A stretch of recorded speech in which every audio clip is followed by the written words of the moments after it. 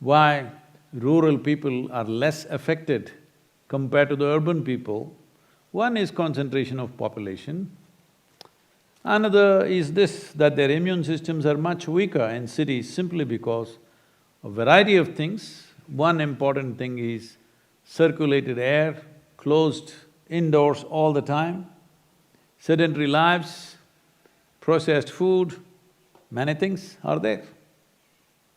But one important aspect is circulated air.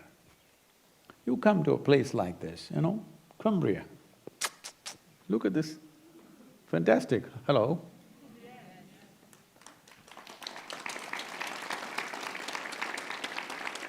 After driving extensively around United States, extensively driving, I decided this is the place.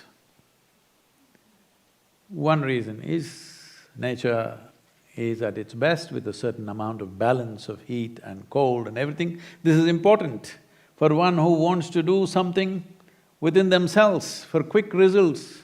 See, you could go plant this tree in the desert. Maybe you can manage and keep it alive, but will it grow like this? The same goes for you. For your growth to happen in a certain direction, a certain type of weather, a certain type of air, certain type of sunlight, a certain amount of cold, heat, all this is needed for you to grow. So after driving all over the country, I decided somewhere around here is where we should settle because this has the necessary atmosphere, all heat, cold, dryness and wetness of the seasons, everything is well balanced in this place. Here you come and you want to live in a box. Even when you die, I don't want to give you a box, I want you to go straight into the earth as an eco-friendly material. That's my wish. Hello? Because at least when you're dead, as quickly as possible, this body should become part of the earth. You want to seal it in a box? I don't want you in a box even when you're dead. Even there I want you to breathe and maggot yourself quick. When you're alive, you want to live in a box. I can understand you're living in Manhattan, I have nothing against the place. And if you open your window, it stinks. So you live in circulated air, I can understand that. But here, living in circulated air is a crime. Hello? I'm not talking about an ecological crime, it's a crime against humanity. Your humanity, I'm saying, because you come all the way to this place and you want to deny yourself what is available here, that will be a complete waste. So, right now, we're in the process of offering things, probably they will send you a mailer or something, I don't know if they're ready with it. But both here and in Isha Yoga Center, there also we chose the place very, very carefully next to the mountains. When I chose that place, there were many reasons, but one thing was definitely the atmosphere and the latitude. It's at 11 degrees latitude, bang on, and that is most conducive for human growth because the earth is mildly tilted in its rotation and it's around 11 degrees and maximum centrifuge force is generated there. So we chose that place and we went to this remote place which is full of wild elephants and stuff. When I say full of wild animals, in the neighborhood, not on us. But you know how people live, they would like to kill anything that could be a threat to them. I said, no, we learn to live with them. You won't believe me, on that day, out of the 6 trustees who were there with the Isha Foundation, 4 of them resigned because I've gone nuts. They're wonderful people, they supported us till then, but when I made the choice of site, they said, he doesn't know what he's talking about. In such a remote place, who is going to come? Who is going to come to this place where there are no roads, no tracks, it's in a wild place? Who is going to come and full of elephants, every day in the night you hear elephants? Who is going to come and do this yoga? And they resigned from the foundation. I tried to tell them, right now I'm in disguise. I will come out in a different way in a few years. Then they went into a literary debate of what is a disguise. Then I gave up, I said, okay. But today, Isha Yoga Center is an incredible India map, one of the most important centers to visit in the country. So similarly, when we chose this place, also there was lots of resistance. Why don't we do it next to Atlanta? Why don't we do it next to Nashville? Why don't we do it near Detroit?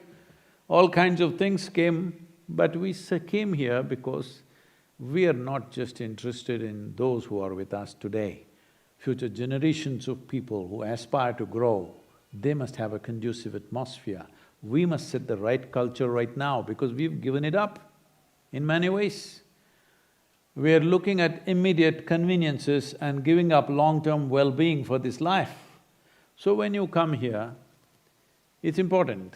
We'll fix big windows, you open it gets chill in the evening, you close it. Do you understand? It gets cold, you wear something warm. It gets hot, take off. Not all the time in bikini you can't walk around because you have circulated air. You must you must recognize nature and respond consciously every time. This is important. This is very important for your physical, psychological and spiritual well-being. This is very, very important. So, we are opening up both the centers, which a lot of debate has been there, should we have large number of people or no. So finally we've decided in India, probably in the next 5 to 6 years, we will have anywhere around 100 to 150,000 people living on the yoga center. Here, because anyway you're working from home, here also we are looking at anywhere between 15 to 25,000 people living here in the next 5 to 6 years' time. So the necessary accommodations and everything coming up. So plan for yourself, but you must have warm clothes for winter, light clothes for summer. You can't live in the same clothes without a shower, all that. There's enough water, you can shower every day and open the window, close the window. Above all, I don't want you to stay in the damn construction all the time. You only go and sleep there. Rest of the time you must be out like this. Hello?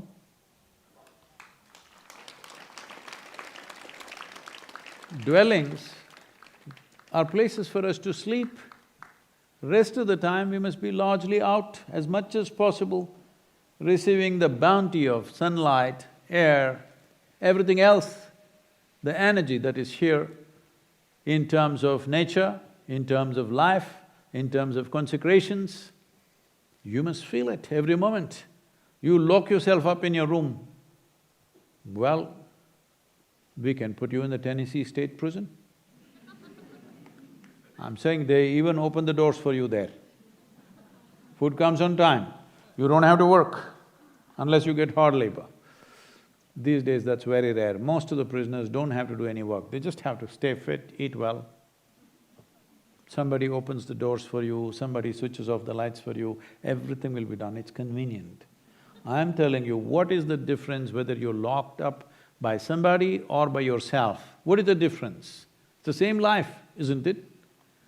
If you want to grow as a life, it's important all these aspects are there. I want you to understand and appreciate all the people who are here as residents for the last 10, 12 years' time, the amount of work they have done to make this place reasonably hospitable and keep it going. Appreciate that at least.